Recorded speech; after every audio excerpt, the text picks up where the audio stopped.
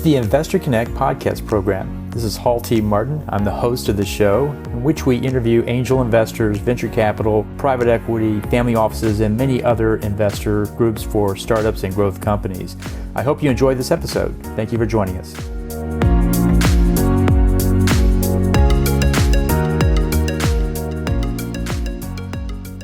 Well, hello, this is Hall Martin with Investor Connect. Today we're here with Abe Kwon, partner at Lowenstein Sandler, LLP.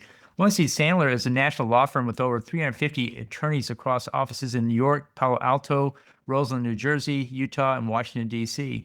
The firm is well known for its work with emerging companies, venture capital funds, and investors, providing strategic legal guidance across industries like technology, life sciences, fintech, and blockchain.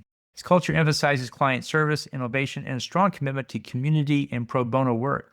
Abe, thank you for joining us. Hi, I'm really excited to be here. Thank you so much for having me. So where are you calling from today?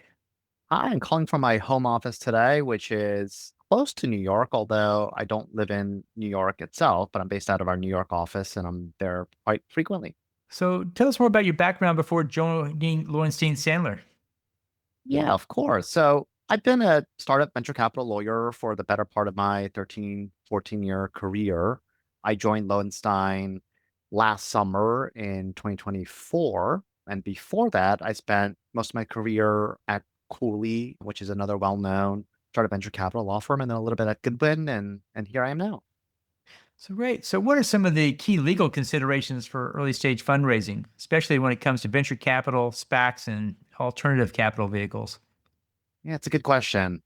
Advising high growth startups is, I feel like, kind of like being a legal Sherpa on a trek up to Mount Everest. There's a lot of excitement, few avalanches, of course, the occasional need for oxygen, or at least strong coffee, so to speak. And as part of that process that founders go through, there's definitely a lot of legal considerations that founders should be wise to not ignore. You know, when you're just getting started as a founder, especially if you're a first time founder, you absolutely want to make sure, you get the basic blocking and tackling stuff down, like make sure your company's incorporated the right way, make sure equity to you and your co-founders are handled, make sure you have vesting schedules, making sure all the IP is properly signed. But that's like sort of the easy basic stuff when you're getting started. And as your company hopefully continues to grow and, progress down the alphabet soup of financing rounds, whether it's Series C, Series A, Series B, and now I feel like there's more and more variations of those each day. Your legal needs undoubtedly will increase and change, and that's why I do think, hopefully this doesn't come off too self-serving. It is important to make sure you have trusted legal counsel in your corner that can help you not only address those concerns as they come up, but honestly, like, look around the corners, like help address and preempt the legal concerns before they even become concerns. Well, great. Well, as companies grow, what best practices do you recommend for governance and board structuring? What's your advice there? It's a good question. I get this question a lot. For the reality is, and I'll break it down maybe in three different steps. Like when you're just getting started and you're a brand new company, your board is going to probably be just you as the founder, and maybe some of your co-founders will join on as well. And, you want to be careful and thoughtful of who you put on your board when you're a very early stage company. I will say, and I work with a lot of early stage companies that often get requests from angel investors that want to be on the board.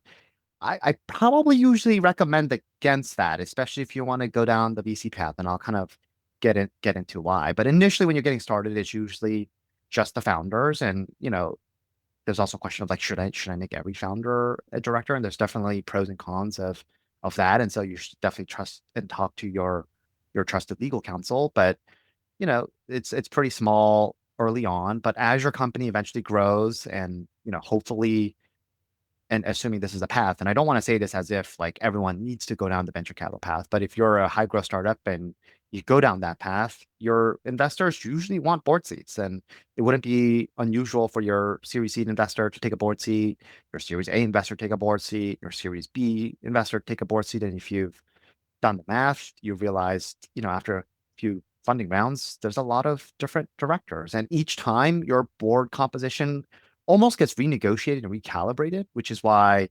I do worry about really early stage companies putting too many people on the board, whether it's too many co-founders or too many advisors or angel investors, because the more investors you have, or sorry, the more directors you have later on when that gets reconstituted, people's feelings can kind of get hurt when you have that conversation and say, hey, you need to cycle off the board now, and then they might not take that kindly. So I'd probably recommend keeping it small, nimble early on, but make sure you have the right governance structure in place.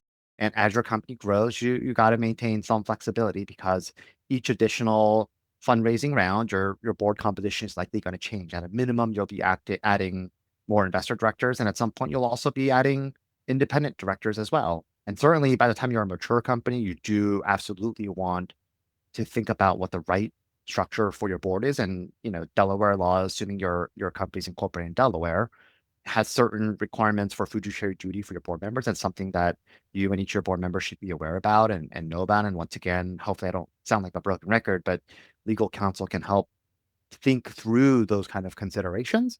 But you'll likely want to make sure you have a good mix of management and investors and independent directors, so that the board itself is doing its job and making sure they're running the company to the best of their ability in accordance with their fiduciary responsibilities. Well, great. And so, how does your practice support cross-border investments and help startups expand globally? What do you guys do there? It's a good question. I'm seeing, cross-border investments and, startups looking at things globally more so than ever. We work with a lot of US companies that are either looking to expand their operations abroad or taking investments from non-US investors. And we also see the flip side, like a lot of non-US based companies looking to either expand into the US or, go after the US capital markets. And so, our firm, while we are a US based firm, we work on a lot of those type of cross-border transactions and cross-border considerations. And it usually involves working hand in hand in tandem with other law firms in other jurisdictions, and making sure that together our clients, our companies that we're working with, are getting a holistic set of synchronized and harmonized advice to ensure that you're handling all the cross-border considerations sort of the right way. But I'm seeing this. I'd be curious to know, Paul, if you're sharing this more in your world, but more so than ever, I feel like non-US companies are looking to access American venture capital markets. And so we see many companies, and I'm working with a handful now, that their parent company is a Delaware corporation, but they otherwise don't have a US kind of operation at all. They're all based in Europe or Asia or anywhere else. Yeah, it used to be just from Europe, but now I see a tremendous number of them coming from India. India, company, they got all the R&D there, but they want to set up shop in the US for the US market. And, language is not an issue for them, but time zone kind of is. So we're always looking to see if they have some presence in the US for raising funding from investors and closing Yeah. sales. Doing it abroad is a challenge. 100%, 100%. The one other thing I'll add here is, this isn't really a cross-border thing per se, but a lot of early stage founders I'm working with will often try to hire contractors or developers or even employees abroad. I think, everyone knows about some of these marketplaces like Fiverr or Upwork or whatnot. I'm not trying to pick on any one of them, just listing some of the examples that we see more often. I do want to urge the listeners to be really careful when they're doing that, because when you're engaging a non-US contractor or hiring a non-US employee, those individuals and their working relationship with your company are going to be governed by laws in that jurisdiction. And unless you happen to be a lawyer in India, for example, hiring someone in India could be really, really complicated. And so, once again, this is an absolute place where you don't want to mess that up. And you do want to talk to your lawyer to make sure you're dressing the right way. I mean, just to give you an example, I worked with a venture-backed company just last month that is a US based company, and most of their operations are here in the US, and most of the employees are based in the US, but they had one small contractor doing some, front end design work based in a, Central European country, which country it escapes me at the moment, but they were negotiating like a, pretty hefty Series Seed investment from a notable investor. And while I can't say the names of the companies, it's a well-known one. And one of the issues that came up on the precipice of closing was this independent contractor in mind, because of course the investor has an interest in ensuring all the IP of the company is properly owned by the company. They noted that this particular individual was in a country where some of the IP assignment laws were different, and we had to kind of pause the closing, make sure we engaged counsel in that country that knew how to operate in that country, and had to bring in a last minute new IP assignment agreement for bus and spenders. And thankfully, there wasn't really any issue. We were able to resolve it pretty quickly, but that's just an example of, why you certainly want to be careful here. So we see a resurgence in crypto and digital securities today with the new administration. What's your perspective on the evolving legal requirements for emerging asset classes such as crypto and digital securities? It's like hard to follow because it's changing so much. I mean, I know you know this, but back in like 2016, 2017, I truly felt like it was like Wild Wild West, where nobody quite knew what the landscape was going to look like from a legal perspective. And a lot of people, non-lawyers and maybe even some lawyers alike, were kind of just making up things and taking positions that later on had some, pretty impactful legal repercussions. And I feel like, with the recent administration's, take on this, and there's been some recent legislation on this, it- you know, I won't comment on whether I think the legislation is good or not, but I will say I think it's helpful to have a lot more guidance and less ambiguity on how these type of assets are going to be, regulated or not regulated or whatever it is. And I think that type of certainty is probably a good thing for the crypto and digital security industries. So yeah, that's my personal 2 cents. You're right. Back in 2015, it was so many scams and rug pulls and the like that most of my investors stayed away. But today they're getting back, in particular family offices, they're starting to move into things like stable coins, the more the conservative side of things that seem to be pretty worked out as far as what the regulatory is going to be. I think there's still some concern about ownership and liquidity and those type of things down the way, but it's coming more and more.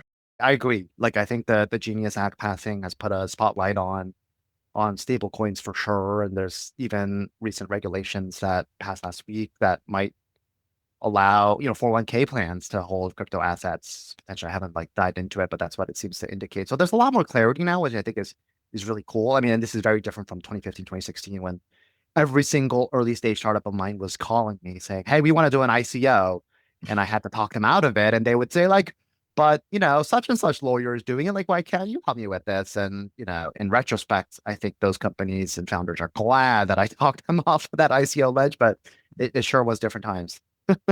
Absolutely.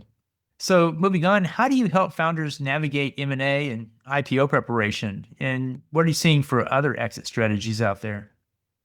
Yeah, I feel like exits are like graduation day. They're exciting, maybe a little scary. There's always, a lot of stress at the last second, but we like helping founders get to that exit. For a lot of founders, that is the end goal starting from day one. And so, we want to make sure that exit, whatever it is as smooth as possible and as non-eventful as possible, which is never the case, but that's what we strive for. And I think like there's a lot we do to help founders navigate like not only M&A and IPO, but other exit strategies, but all of it comes from day one. I think like my ideal like client attorney relationship is working with a founder from day one, helping them incorporate and growing with them through their Series C, Series A, Series B, Series C, and eventually like hopefully an IPO or exit. And if that's the case, like having that continuity and making sure I understand all the skeletons and the clause and the legal structure and the framework, like everything becomes so much easier from a diligence perspective and a framework perspective, because by that point, like I'm not just a higher hand just brought in to help with IPO or just brought in to help with M&A, but hopefully I will have become like trusted legal advisor that's been there with the founder from day one and helping to make sure we have best practices from a legal perspective covered from day one. And I think having that prophylactic legal setup almost is like, I mean, it's just like prophylactic medicine. It's like a billion times cheaper, way smoother, way easier. It's just better for everyone. And that's sort of the path that we help for. But, to get a little bit more into the weeds of it, I mean, we're thinking about the exit from day one. And so every single venture financing, for example, we as lawyers have the exit view in mind, whether that's an M&A, IPO, or something else. And in fact, when we're helping advise our clients on a particular term or provision in like a Series B term sheet, the founders may say, like, why does this provision matter? Like, I'm not doing an M&A event now, or I'm not doing an IPO next year. And a lot of those provisions do preview or contemplate what might happen, when there's an M&A event or what might happen when there's an IPO event, and helping to not only advise but fill in and inform our clients and our companies and founders on what that looks like. I think that's critical. And by the time we get to that exit event, whether it's an M&A or IPO readiness, like that all starts well before you get that term sheet or you engage that banker to start that process, because we want to make sure from a legal perspective all the ducks are in a row. Like the last thing you want to do is be in the middle of an M&A deal or IPO process and you realize there's a significant diligence issue from a legal risk perspective that holds everything up or leads to some other type of undesirable result. And it's hard to list all of those things out on the short podcast, but those are things that I think are super important and people should not ignore them.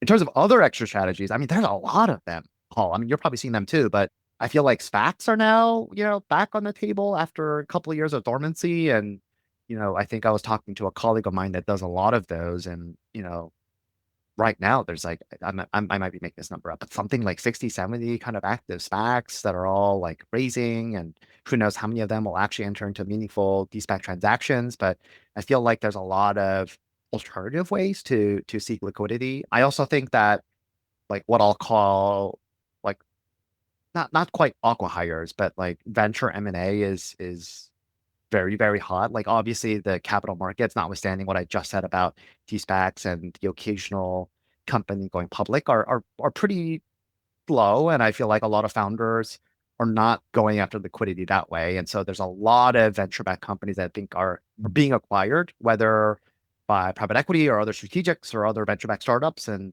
helping our founders navigate those type of exits, even if it's like even if it's not the billion-dollar exit that they're hoping for. Like there's been a lot of that, more so than ever in the last 12 months, and it's been really cool helping our founders navigate that. Yeah, it's great to hear. So you have a lot of experience representing both entrepreneurs and VCs, and I'm sure some of those were challenging deals. What are some of the big lessons you learned from those? It's a good question. Over my career, I've certainly worked with a whole host of different types of founders, personalities, VCs alike, and some of the more challenging deals often happens when there are down markets. Like in the last 2 years, I've worked on more down rounds and recaps than I ever have at any point in my career. And if you're doing the math, right now it's 2025, so I've been practicing for 12, 13 years. Like I was not practicing in the last global recession in 2008, 2009. I was still in law school then, so I didn't have the experience doing that. So when I first did a recap down round a couple of years ago, it was something that was newer to me. And unfortunately, over the last 2 years, I've done a lot of them now. And sometimes they're not easy, and no one really is happy, right? Like the current investors certainly aren't happy, the founders management aren't happy, but sometimes that's the only choice on the table to keep the company alive. And while they're challenging, those down rounds and recaps don't necessarily mean the company is doomed. I've seen plenty of companies come out of that all for the better and still lead to really good results for everyone.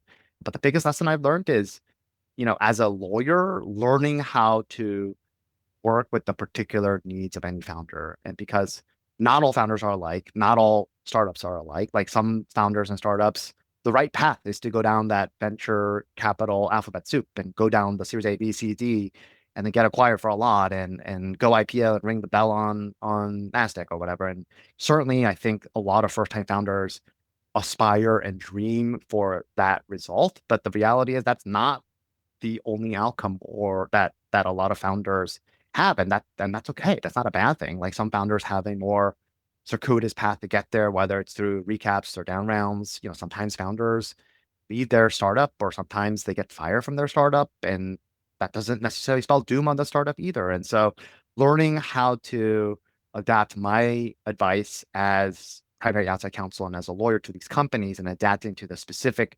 considerations for that particular company, it's been the biggest lesson I've learned, because no path is honestly the same, despite what the social media influences will say to early stage first time founders. Yeah, it's good to hear. Well, so can you talk about your involvement in the national innovation ecosystems and the impact you've seen on local startup communities with that?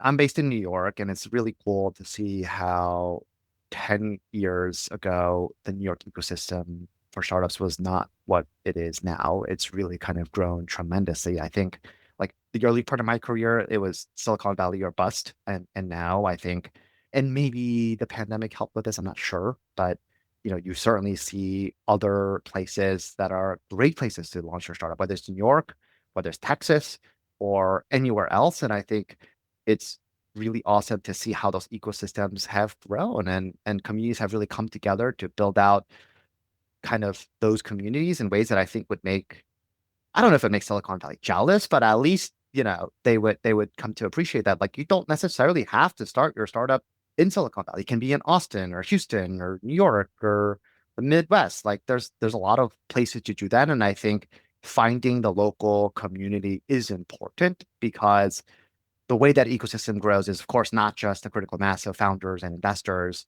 but it's the whole like litany of people who are in that world, whether it's, startup bankers or startup lawyers and finding like exited founders who are great resources to serve as advisors. And of course, like, especially post pandemic, I think like people are tuned to decentralized companies and, connecting via Zoom more than ever. And we all get it. Like Zoom is not the best replacement for in person or in real life stuff. But it serves as, I think, a nice bridge to allow founders and startups to reach success in geographies that they haven't been able to do. And I think that's a really cool thing. So it's been nice to see New York grow, and I have companies and startups that are very successful in other ecosystems outside of New York and Bay Area, including Texas. And it's awesome to see how they're able to lean on their local community to help them grow and propel forward as well.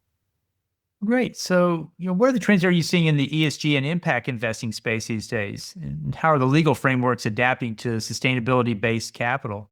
I think this is like many things in the legal space. It is a little bit trend dependent. I felt like maybe 5 years ago, people were talking about ESG a lot more. In fact, there's an industry group called the National Venture Capital Association, or NVCA, that I'm sure a lot of your listeners are familiar with. They put out a set of model documents to be used for price rounds, and they started even including model language for covenants related to some of these ESG things. So I think like starting from about 5 years ago ish, like there was a movement within the legal industry to hard code some of the more trends that people were seeing ESG were in the ESG spaces to incorporate them more into the daily fabric of these founders. And whether or not those are successful or not, I have no idea. I'm sure some academic has done some research on that. But what I'm starting to see and witness is it really does come down to the culture of any particular company and the founders of what they're trying to build. And some founders, I think, care a lot about different ESG, initiatives. Some founders, don't quite as much. And there are investors who care more so than others. And for some investors, those considerations are really important. They'll put that into the term sheet. They'll say, hey, we'll invest in you, but these are the different ESG considerations that are really important for us. And we're going to hard code those requirements into the contract. And it's about finding the right fit between those founders and investors because, I do work with some founders who, may not care as much about certain ESG considerations. And then when they see those type of provisions in term sheets, it sometimes rubs them the wrong way. On the other hand, some founders care about it a lot. And the last thing those founders want to do is get into bed with an investor who wants nothing to do with that. And so once again, finding that right fit that works with that particular company is of utmost importance in my mind. That's great. And so, what's your advice for founders on choosing the right legal partner and preparing for due diligence? Oh my goodness. Finding a lawyer is the age-old question. And of course, I'm going to sound self-serving on this one, but you got to find a good one. And like people always say, like, how do you find a good one? And I empathize. It's not easy. Like just to use an analogy, I know nothing about cars and I hate getting my car serviced for any type of service because I am so worried I'm going to get ripped off. Like, how do I find a good mechanic? How do I know what they're charging me is actually what I need? How do I know they're not inflating the prices? And the reality is, I have no idea of knowing because I just don't know anything about cars. And more importantly, I don't want to know anything about cars. It's just something that's not interesting to me. And so I think the way I solve that problem when I'm looking for a good car mechanic is word of mouth. Finding car mechanics that I know my trusted friends use and getting their feedback on why they picked a certain car mechanic is the most important thing. And in the same way, I would recommend to founders looking for your legal partner, like ask other successful founders what lawyer did you hire? Why did you hire them? What did you like about them? What did you not like about them? Because there's a billion considerations out there. You could go to a big firm, you could go to a small firm. And even within a big firm, there's many, many lawyers there. And the reality is, you could find any well-known law firm out there, and you're going to find people who love that firm, and you're going to find people who hate that firm because like that's just how things go. It's like a lawyer might provide great substantive technical legal advice, but the personality fit just might not jive with the client. And so finding that right fit is not an easy one, but I think it is made easier by finding people who you trust and getting their feedback.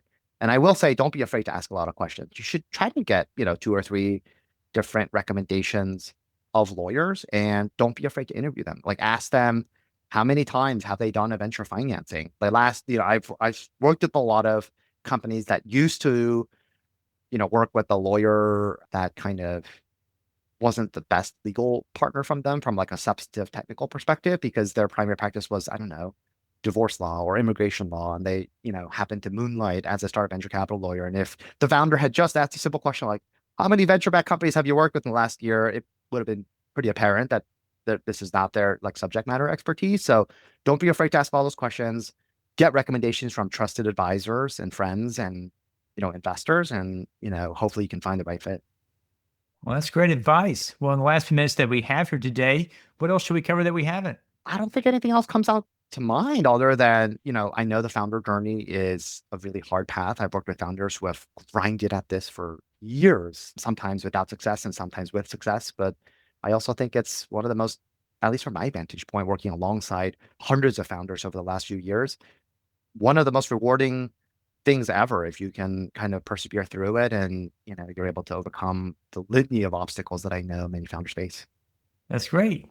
Well, so how best for listeners get back in touch with you? Sure. Feel free to DM me on LinkedIn, and you can include in the subject matter line Capital Connect, and I'll be sure to take a look at it. You can look me up on LinkedIn, Abe Kwon. I'm pretty sure I'm the only Abe Kwon, or one of very few Abe Kwons on LinkedIn, so hopefully it's not too hard. And I think the link will be in the show notes if I'm not mistaken, Hall. You can also email me, which is not too hard to find. If you Google me, you can find my firm bio, and my email address is listed there, but LinkedIn DMs are perfectly fine for me. Great. Well, we'll put those contact details in the show notes. I want to thank you for joining us today, and we hope to have you back for a follow-up soon. Appreciate it, Hall. Thank you. Investor Connect helps investors interested in startup funding. In this podcast series, experienced investors share their experience and advice. You can learn more at investorconnect.org.